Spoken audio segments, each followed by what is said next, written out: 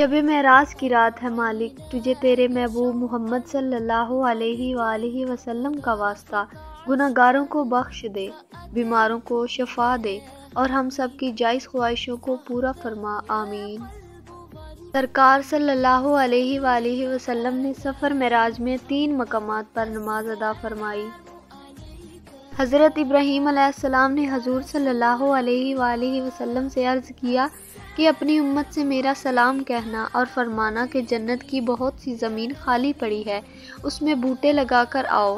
وہاں کے بوٹے یہ کلمات ہیں: سبحان اللہ، الحمدللہ، لا الہ الا اللہ، اللہ اکبر۔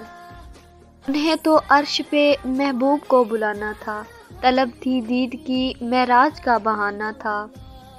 اے اللہ پاک، آج کی بابرکت رات کے وسیلے سے ہمارے تمام گناہ معاف فرما دے اور روز قیامت آپ صلی اللہ علیہ وآلہ وسلم کی شفاعت نصیب فرما، آمین۔ آج یہ کیوں آسمان سجایا جا رہا ہے؟ لگتا ہے کوئی مہمان بلایا جا رہا ہے۔ شب معراج میں ایک ایسا مقام بھی آیا تھا کہ زمان و مکان کی قیود پیچھے رہ گئی اور سرکار صلی اللہ علیہ وآلہ وسلم ان تمام قیود سے آگے نکل گئے۔